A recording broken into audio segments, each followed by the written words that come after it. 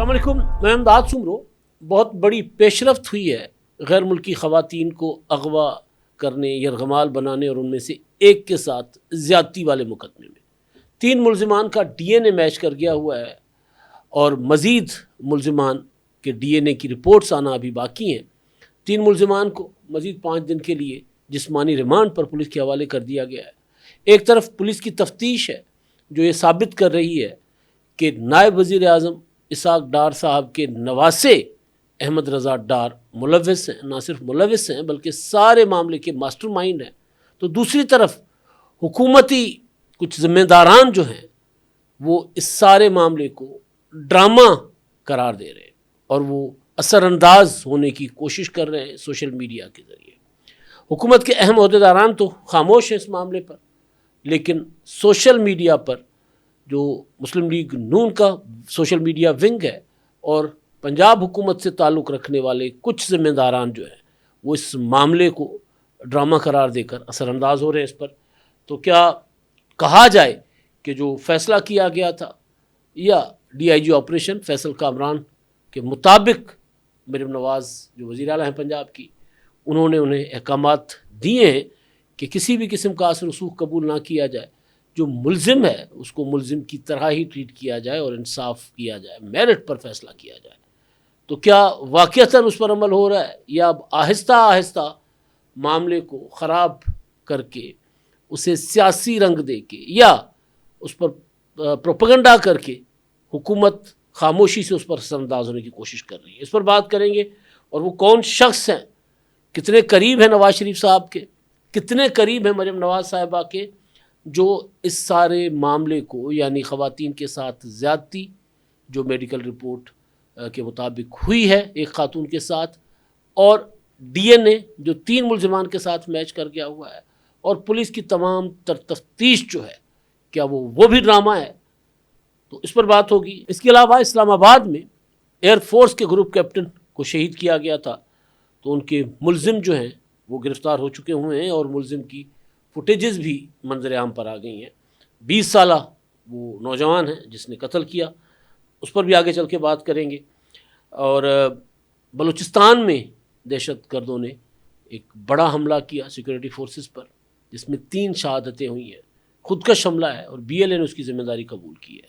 ان سارے معاملات پر بات کرنے کے ساتھ ساتھ ایران میں تہران میں آیت اللہ خامنائی شہید، جن کو امریکہ نے 28 فروری کو حملہ کر کے شہید کر دیا تھا، ان کے جنازے کا جو جلوس ہے وہ ابھی بھی جاری ہے، اور اس میں ایرانی حکام کے مطابق، ایرانی میڈیا کے مطابق، ایران کی تاریخ کا سب سے بڑا جلوس، اور جس میں 70 لاکھ سے زیادہ لوگ شریک ہیں۔ اس پر بھی بات ہوگی۔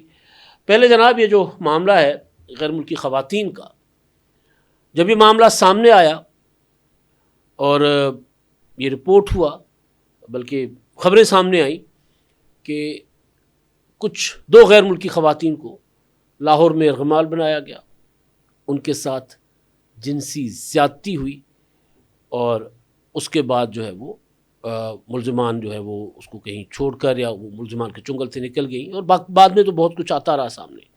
لیکن جب انیشیلی یہ خبریں سامنے آ رہی تھیں اور پہلے دن ہی AR1 نے رپورٹ کیا کہ جو ملزم ہے وہ اسحاق ڈار صاحب کا نواسا ہے احمد رضا ڈار، لیکن باقی میڈیا میں ایک طرح سے بلیک آؤٹ تھا، خبریں نہیں چل رہی تھیں۔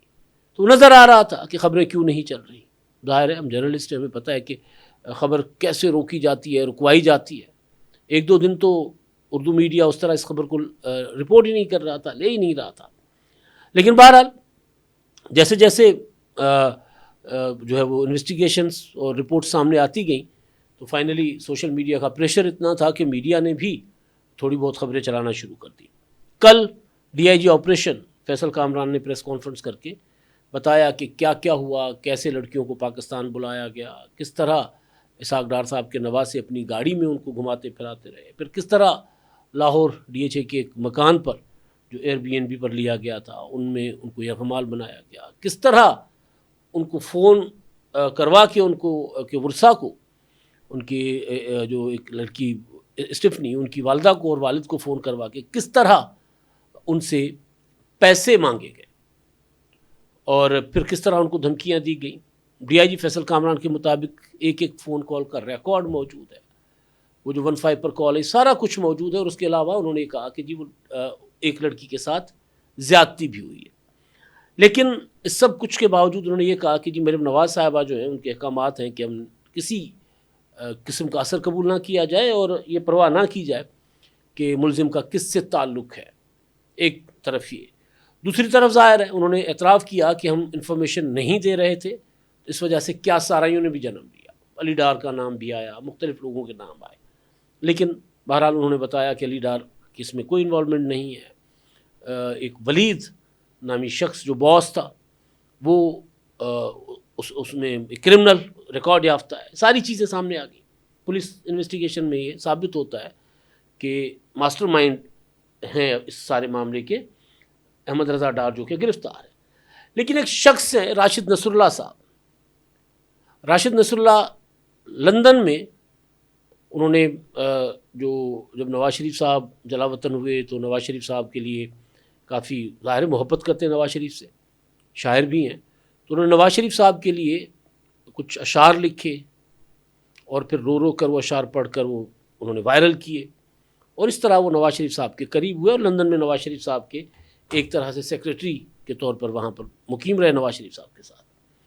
پھر جب نواز شریف صاحب پاکستان واپس آئے، مریم نواز صاحبہ کی موجودہ حکومت بنی، تو ان کو پنجاب حکومت میں ذمہ داری دے دی گئی، اور ان دنوں وہ وزیر اعلیٰ پنجاب مریم نواز صاحبہ کے معاون خصوصی برائے زکوٰۃ و عشر ہیں، اور اب وہ ایک ذمہ دار عہدے پر بیٹھے ہوئے شخص ہیں۔ ایک طرف یہ ثابت کرنے کی کوشش کی جا رہی ہے، اور یہ احکامات ہوں گے بھی مریم نواز صاحبہ کے کہ میرٹ کیا جائے، مت دیکھا جائے کہ کس کا کس خاندان سے تعلق ہے، یہ انہوں نے پولیس کو احکامات دیے۔ تو دوسری طرف ان کی ہی کابینہ کے رکن جو ہیں وہ اس سارے معاملے پر اثر انداز ہونے کی کوشش کر رہے ہیں سوشل میڈیا پر بیٹھ کر، ٹویٹر پر بیٹھ کر، اور وہ اس سارے معاملے کو ڈرامہ قرار دے رہے ہیں۔ یعنی وہ یہ کہہ رہے ہیں کہ کوئی اس طرح کا واقعہ سرے سے ہوا ہی نہیں ہے، خواتین اغوا ہوئی ہی نہیں ہے، ان کے ساتھ ریپ ہوا ہی نہیں ہے، یہ سارا کا سارا پیسے کا کھیل تھا، وہ پیسہ اڑنا چاہتی تھیں اور پیسہ لے کر اڑ گئی، یہ وہ کہہ رہے ہیں۔ کچھ تو ان کی گفتگو جو ہے وہ ہے جو پولیس تفتیش سے پہلے کی ہے، لیکن کچھ بعد کی بھی ہے۔ میں ذرا ان کے 2-4 ٹویٹ آپ کو پڑھ کے سناتا ہوں۔ ایک 5 جولائی کا ٹویٹ ہے، اور اس وقت تک بہت کچھ سامنے آ چکا ہوا تھا۔ شہباز گل ہیں، عمران ریاض ہیں، شہزاد اکبر ہیں، صابر شاہ صاحب یا کوئی اور، ان کے اوپر تو تنقید ہوتی رہتی ہے، لیکن ان کی یا ان کے ویلاگس یا ان کے ٹویٹس کو بہانہ بنا کر یہ کہہ دینا کہ یہ سارا ڈرامہ ہے، بنیادی طور پر تو آپ اپنے جو ملک کو بدنام کر رہے ہیں حکومتی عہدے پر بیٹھ کر۔ آپ کے تفتیشی ادارے کہہ رہے ہیں کہ سب کچھ ہوا ہے، آپ کہہ رہے ہیں ڈرامہ ہے۔ آپ عام مسلم لیگ نون کے کارکن ہوتے، عام سوشل میڈیا ایکٹیوسٹ ہوتے تو اور بات تھی، آپ کے پاس تو سرکاری عہدہ ہے۔ راشد نصر اللہ صاحب فرماتے ہیں کہ جی ابھی FIR غور سے پڑھی، آپ بھی شہباز گل، شہزاد اکبر، صابر شاکر، عمران ریاض، علاؤ الدین وغیرہ کے ویلاگ سننے کے بجائے 2 منٹ میں مدعیان کی طرف سے درج کروائی گئی FIR پڑھ لیں تو سارا معاملہ سمجھ آ جاتا ہے۔ یہ کیسا اغوا تھا جس میں آپ اکتوبر 2025 میں سنگاپور میں ہنستے کھیلتے ملے، پھر آپ نے ملزمان سے اپنے ویزے لگوائے، 7 سمندر پار سے پاکستان، یہ تو کم از کم اعتراف کر رہے ہیں نا کہ جی اسحاق ڈار صاحب کو فارن آفس استعمال ہوا ہے، ویزا لگوائے، سیاسی اثر رکھنے والے خاندان کے بچے نے فارن آفس کے ذریعے ویزے لگوائے، ان خواتین کے دونوں کے۔ 7 سمندر پار سے پاکستان اغوا ہونے تشریف لائے، اکتوبر 2025 سے جون 2026 کی کہانی کا FIR میں سرے سے ذکر ہی نہیں۔ کبھی لالچ انسان کو کھینچ لاتا ہے، سارا شہد چٹ کر کے اب مزید شہد کے لالچ میں تشریف لائیں، اور جب نہ ملا تو پچھلے شہد کے پیسے مارنے کے لیے گھڑا گیا یہ ڈرامہ، یوٹیوبرز کے لیے کانٹینٹ کے نام پر چند ڈالر تو لائے گا مگر اس کے سوا کچھ نہیں۔ تو کیا DIG فیصل کامران جو ہیں وہ یوٹیوبرز، معذرت کے ساتھ میں لفظ کبھی استعمال نہیں کرتا، انہوں نے استعمال کیا ہے تو میں اس لیے مجھے کہنا پڑ رہا ہے، تو کیا DIG فیصل کامران صاحب جو ہیں وہ بھی یوٹیوبرز کے اثر میں آ کر انہوں نے یہ ساری انویسٹیگیشن کی ہے، انہوں نے ثابت کیا ہے کہ یہ سارا ان کو لڑکیوں کو ٹریپ کر کے بلایا گیا تھا، پھر ان کو یرغمال بنایا گیا تھا، پھر ان سے پیسے لیے گئے تھے. کیا وہ بھی یہ بات وہ بھی ان کو راضی کرنے کے لیے کر رہے ہیں یا ان کے سر میں کر رہے ہیں؟ ان کا دوسرا جو ٹویٹ ہے وہ اس سے زیادہ افسوسناک ہے. وہ یہ کہتے ہیں کہ اگر کوئی، یہ 22 گھنٹے پہلے کا، اگر کوئی عقل مند آدمی FIR کا متن غور سے پڑھ لے تو جان جائے گا کہ یہ کسی شریف آدمی کے پیسے مارنے کے لیے رچائے جانے والے ڈرامے کے سوا کچھ نہیں. شریف آدمی کون؟ احمد رضا ڈار. احمد رضا ڈار کے جرم کے قصوروار اسحاق ڈار صاحب اور علی ڈار صاحب نہیں ہو سکتے. سیدھی بات ہے کہ بھئی وہ نانا اور ماما کس طرح جرم کے ان کے ذمہ دار ہو سکتے. اتنا ضرور ہے کہ ان کے عہدوں کا، ان کے سیاسی اثر رسوخ کا اس لڑکے نے ناجائز فائدہ اٹھایا، اور جب بات ہاتھوں سے نکل گئی تو پھر وہ لڑکیوں کو ایئرپورٹ چھوڑ کر اور معاملے کو ختم کرنا چاہتا تھا. تو شریف کیسے ہو گیا؟ وہ کون کہہ رہا ہے شریف؟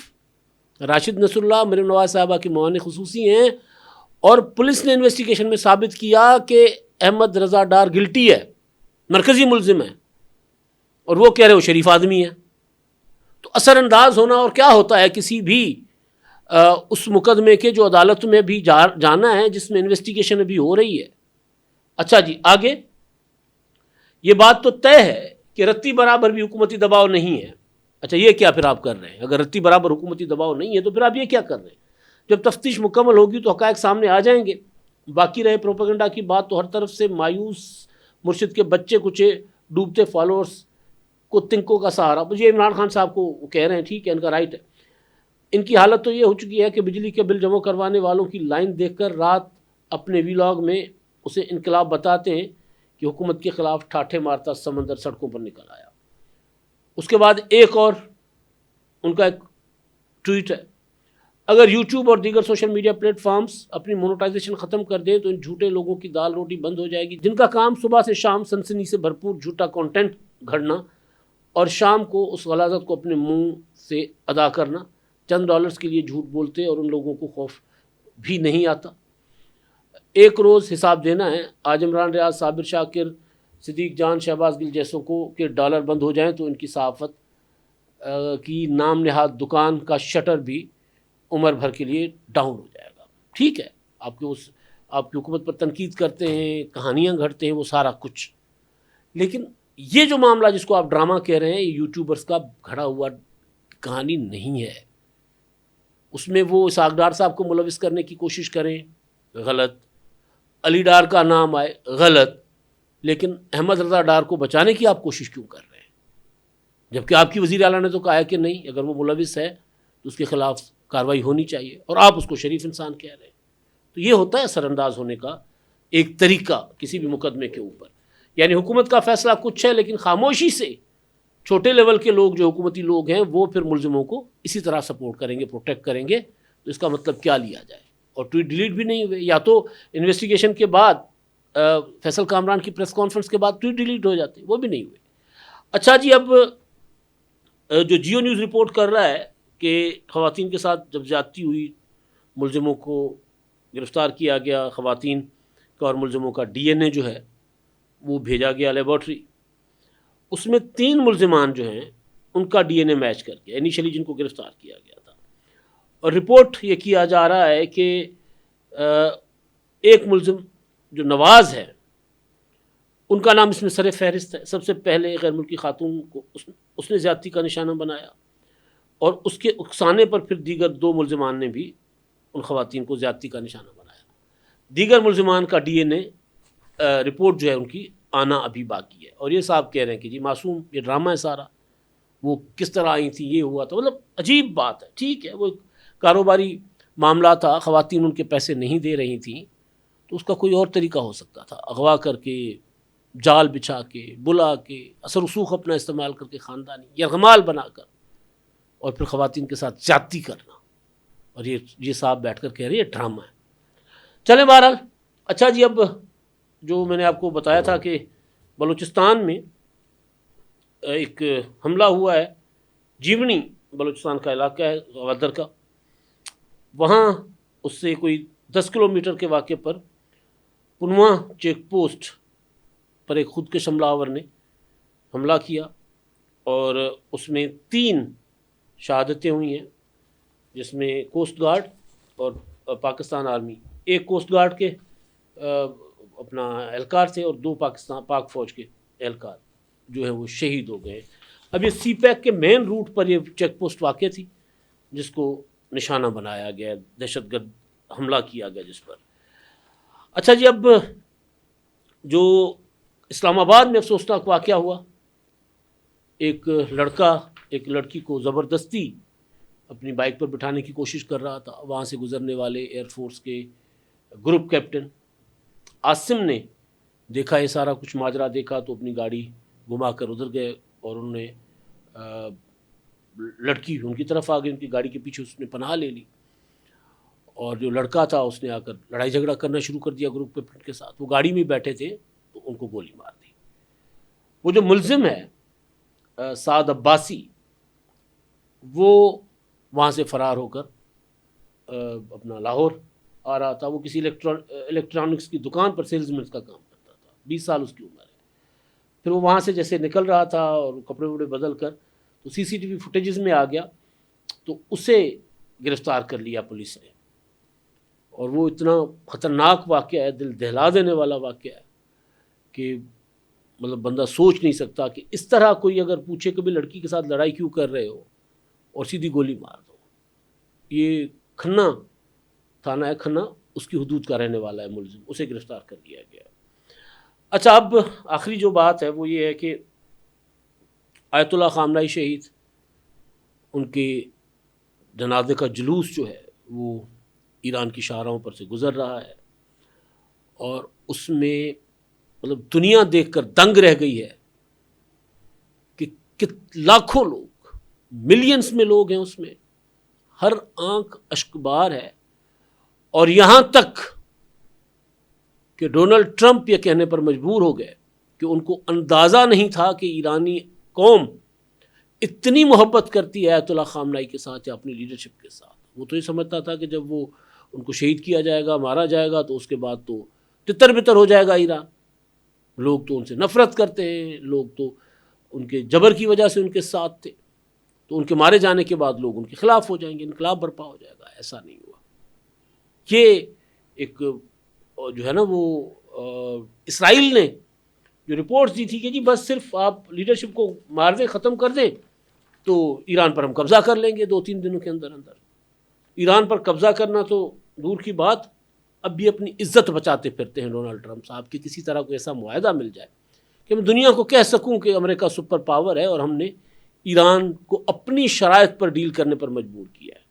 تو بہرحال اب ڈیل کی جہاں تک بات ہے تو مذاکرات روک دیے گئے تھے آیت اللہ خامنہئی کی آخری رسومات کی وجہ سے۔ اب خبریں آ رہی ہیں کہ جی مذاکرات کا دوسرا دور جو ہے، پہلے خبر آئی تھی کہ 11 جولائی کو ہوگا، لیکن اب کچھ میڈیا رپورٹ کر رہا ہے کہ جی تکنیکی مذاکرات ہیں دونوں ممالک کے گروپس میں، وہ 14 اور 15 جولائی کو اسلام آباد میں ہوں گے۔ پہلے ہوئے تھے سوئٹزرلینڈ میں، MOU سائن ہوا، پھر دوحہ میں مذاکرات ہوتے رہے، پھر تعطل آ گیا۔ اب کہا جا رہا ہے کہ مذاکرات کا اگلا دور، تکنیکی ٹیموں کا جو دور ہے وہ اسلام آباد میں ہوگا۔ اب تک کے لیے اتنا ہی، اللہ حافظ۔ 999 کمیونیکیشن، ڈیجیٹل میڈیا اور یوٹیوب چینلز کی دنیا میں بڑی کامیابیاں سمیٹنے کے بعد اب ویب نیوز، ویب چینل اور یوٹیوب نیوز چینل کی طرف قدم بڑھا رہا ہے، جس کے لیے ہمیں ملک بھر میں رپورٹرز کی ضرورت ہے۔ خواہش مند حضرات و خواتین نیچے دیے گئے نمبر پر رابطہ کریں۔ What's app +92 309 1226 999